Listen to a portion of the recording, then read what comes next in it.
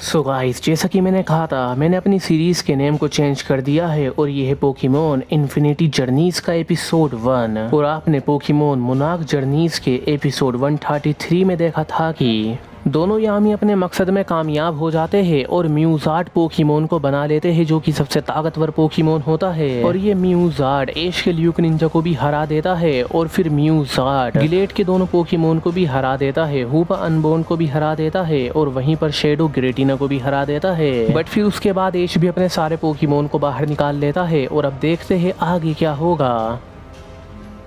अब एश काफ़ी ज़्यादा गुस्से में होता है तो एश अपने चारिज़ार्ड को, जो कि मेगा एवोल्यूशन की लेवल 100 पर होता है, उससे कहता है हाइपर बीम करो। तो एकदम चारिज़ार्ड हाइपर बीम कर देता है, लेकिन म्यूज़ार्ड इसे अपने पंच से ब्लॉक कर देता है। तो एकदम एश अपने पिकाचू से कहता है, जो कि उसका प्रीमियम फॉर्म पर होता है, जाइंट इलेक्ट्रो बॉल का यूज करो। तो एकदम पिकाचू जाइंट इलेक्ट्रो बॉल करता है, लेकिन इसको ज़ेक्रोम, जो कि मेगा एवोल्यूशन की लेवल 100 पर होता है और ये पोकेमॉन होता है एडम का, और एडम के माइंड पर यामी ने कंट्रोल कर रखा है, इसीलिए एडम यामी का साथ दे रहे हैं। तो इनका ज़ेक्रोम भी अपने एयर स्ट्रीम का यूज करके पिकाचू के अटैक को ब्लॉक कर देता है। लेकिन फिर एश का मेगा रेकवाजा अपनी हाइपर बीम करता है, तो एडम का ही मेगा रेकवाजा अपनी हाइपर बीम करके इसे ब्लॉक कर लेता है। लेकिन फिर एश का शाइनी लूगिया भी अपनी ताकत दिखाता है और हाइड्रो पंप कर देता है, लेकिन म्यूज़ार्ड इसको अपने हाइड्रो कैनन का यूज करके बेकार कर देता है। और फिर म्यूज़ार्ड अपनी पावर का यूज करता है और अपने कॉस्मिक लेजर का यूज करके शाइनी लूगिया को बहुत ज्यादा डैमेज कर देता है। तो शाइनी लूगिया नीचे गिर जाता है, लेकिन दूसरी तरफ से चारिज़ार्ड अपने फ्लेम पंच का यूज करके म्यूज़ार्ड को मारता है, लेकिन म्यूज़ार्ड को ज्यादा डैमेज नहीं मिलता। तो म्यूज़ार्ड अपने मेगा पंच का यूज करके चारिज़ार्ड को मारता है। चारिज़ार्ड को इससे बहुत ज्यादा डैमेज मिल जाता है, लेकिन तभी एश अपने पिकाचू के साथ जी मूव कर देता है और पिकाचू का ये जी मूव लग जाता है सीधे ज़ेक्रोम को। लेकिन ज़ेक्रोम भी किसी तरीके से इस अटैक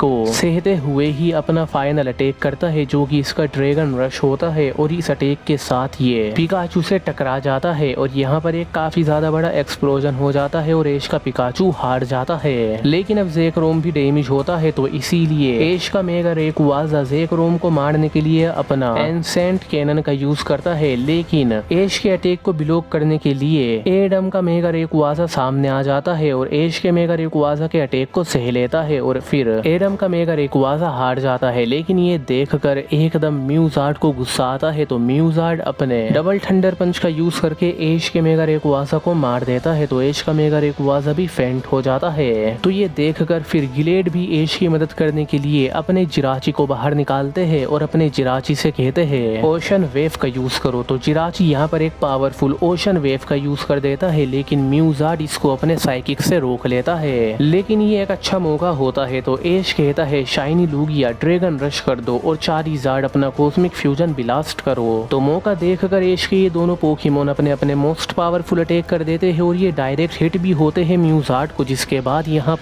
पर एक बहुत ज्यादा जाइंट एक्सप्लोजन हो जाता है और सबको लगता है कि म्यूज़ार्ड अब नहीं बच पाएगा। लेकिन इससे म्यूज़ार्ड को ज्यादा डैमेज नहीं मिलता है और फिर म्यूज़ार्ड अपने साइकिक का यूज करके ही इन पोकेमॉन को अपने से दूर फेंक देता है। और फिर सबसे पहले म्यूज़ार्ड अपनी हाइपर बीम करके शाइनी लूगिया को फेंट कर देता है, हरा देता है। उसके बाद म्यूज़ार्ड और ज़ेक्रोम ये दोनों पोकेमॉन मिलकर अपने ड्रैगन रश का यूज करते हैं और ये ड्रैगन रश डायरेक्ट हिट हो जाता है चारिज़ार्ड को। तो चारिज़ार्ड तो बहुत ज्यादा बुरी तरीके से जख्मी होकर हार जाता है। उसके बाद ज़ेक्रोम और म्यूज़ार्ड एडम और यामी के कहने पर ऊपर आसमान में आते हैं और यहाँ से हाइपर बीम करते हैं सीधे जमीन की ओर। और जैसे ही ये हाइपर बीम जमीन पर लगती है तो गिलेट का जिराची भी हार जाता है और इस अटैक की वजह से एश को भी बहुत ज्यादा डैमेज मिल जाता है और गिलेट को भी मिल जाता है। ये दोनों जख्मी होकर बेहोश हो जाते हैं और अगले ही पल हम देखते हैं कि म्यूज़ार्ड नीचे आ जाते हैं और दोनों यामी काफी ज्यादा खुश होते हैं। फिर दोनों यामी म्यूज़ार्ड के ऊपर बैठ जाते हैं और एडम भी अपने ज़ेक्रोम के ऊपर बैठ जाते हैं और फिर दोनों यामी ये प्लान बना लेते हैं कि अब चलो और इस अर्थ पर जाकर इस पर कब्जा करते हैं, सबको हराते हैं और अब इस अर्थ पर वही होगा जो हम चाहेंगे। और ये सारी बातें करने के बाद दोनों यामी एडम के साथ यहाँ से निकल जाते जाते हैं और इनको जाते हुए एश और गिलेड देख रहे होते हैं, लेकिन फिर ये दोनों पूरी तरीके से अनकॉन्शियस हो जाते हैं। और फिर जब एश और गिलेड को होश आता है तो ये देखते हैं कि यामी तो यहाँ से जा चुके होते हैं और इनके पोकेमोन बुरी तरीके से जख्मी होकर नीचे गिरे हुए होते हैं। एश और गिलेड अपने पोकेमोन की ऐसी हालत देखकर परेशान हो जाते हैं, तो जल्दी से ये अपने अपने पोकेमोन को पोकेबॉल में बुलाते हैं और एश कहता है गिलेड हमें जल्दी ही पोकेमोन सेंटर जाना होगा, नहीं तो हमारे पोकेमोन की जान भी खतरे में आ सकती है। तो ये सुनने के बाद गिलेड कहते हैं तुमने बिल्कुल ठीक कहा, चलो पोकेमोन सेंटर चलते हैं। अगले सीन में एश और गिलेड पोकेमोन सेंटर तो आ जाते हैं, लेकिन यहाँ पर हर एक इंसान के अंदर एक डर होता है और हर कोई डरा हुआ होता है, क्योंकि हर तरफ तबाही हो रही होती है। न्यूज आ रही होती है कि अर्थ के ऊपर जगह जगह पर बहुत ज्यादा पावरफुल पोकेमोन जिसे म्यूचार्ट कहा जाता है और एक बहुत ज्यादा ताकतवर ज़ेक्रोम जो कि मेगा एवोल्यूशन की लेवल 100 पर है, ये सारे पोकेमोन मिलकर तबाही मचा रहे हैं, ऐसा न्यूज में आ रहा होता है। और इन सब के पीछे दोनों यामी और एडम होते हैं और ये सब देखकर हर कोई डरा हुआ होता है पोकेमोन सेंटर में भी। लेकिन ऐसे डर के माहौल में भी नर्स जॉय अपना काम कर रही होती है, पोकेमोन को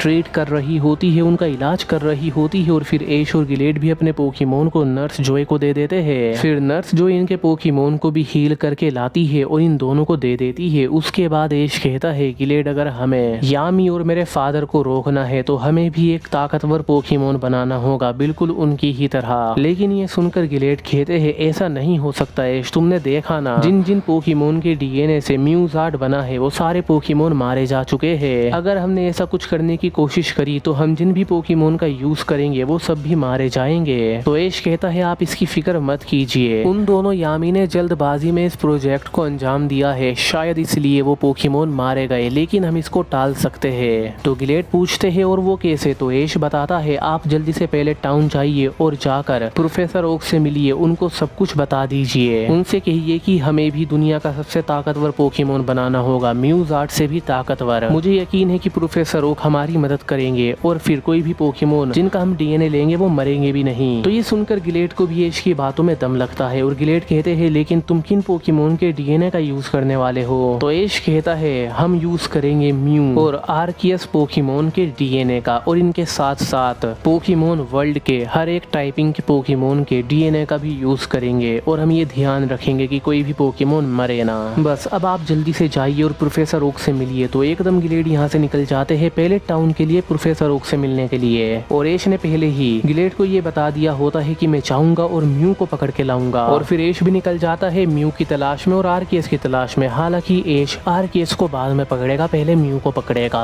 एश केंटो रीजन के ही एक काफी ज्यादा जाइंट और बड़े और घने जंगल में आ जाता है, जहाँ पर म्यू के होने के सबसे ज्यादा चांसेस होते हैं, क्योंकि अक्सर म्यू को इसी इलाके में देखा जाता रहता है केंटो रीजन के। तो यहाँ पर आकर एश म्यू को ढूंढने लगता है और काफी ज्यादा देर ढूंढने के बाद एश को एक फ्लाइंग टाइप हो पोकेमोन दिखता है। तो इस हो को देखकर एश शॉक हो जाता है, लेकिन तभी इसके डीएनए में चेंज होने लगता है और ये म्यू बन जाता है। तो एश देखता है कि ये तो म्यू है, तो एकदम एश आगे आ जाता है और म्यू को बैटल के लिए चैलेंज करता है, लेकिन म्यू तो अपनी ही मस्ती में होता है, वो हंस रहा होता है। एश अपने पिकाचू का यूज करता है, उससे क्विक अटैक करवाता है, म्यू इसे आसानी से ब्लॉक कर देता है और फिर म्यू भी इसको ही कॉपी करके क्विक अटैक कर देता है और ये अटैक पिकाचू को काफी ज्यादा जख्मी करता है। तो फिर पिकाचू अपने प्रीमियम फॉर्म पर आता है और वोल्टेकल का यूज कर देता है, लेकिन म्यू फायर ब्लास्ट का यूज करके इसे ब्लॉक कर देता है। बट पिकाचू आयरन टेल का यूज करके म्यू को मारने की कोशिश करता है, लेकिन म्यू टेलीपोर्ट होकर पिकाचू के पीछे आ जाता है और शेडो बॉल करके पिकाचू को डैमेज कर देता है। और म्यू काफी ज्यादा एंजॉय कर रहा होता है इस बैटल को, वो हंस रहा होता है और एश काफी ज्यादा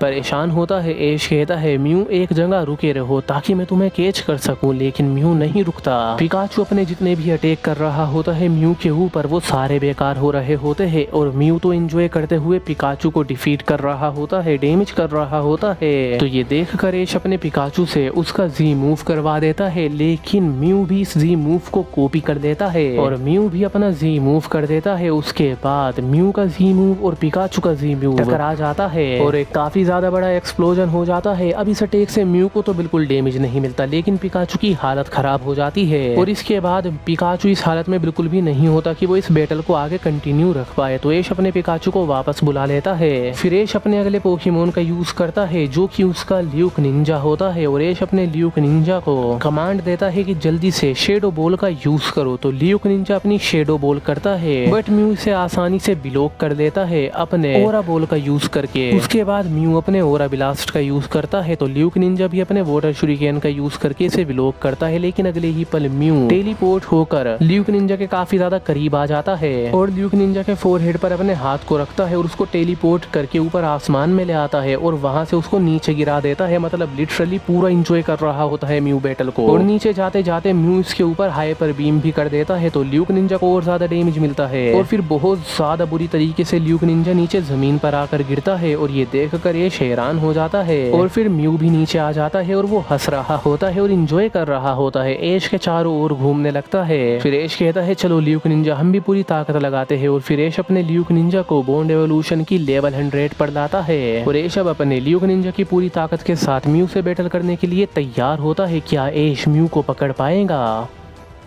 सो बस गाइस, अगर आपको इस सवाल का जवाब चाहिए तो आपको मिलेगा इसके नेक्स्ट एपिसोड में। तब तक के लिए वेट कीजिए and don't forget to like share and subscribe. And अगर आपको इसके पिछले एपिसोड देखने हैं, अगर आपने नहीं देखे तो आप पोकेमॉन मोनार्क जर्नीज को देख लीजिए, उसकी प्ले लिस्ट को जाकर चेक करिए मेरे चैनल पर।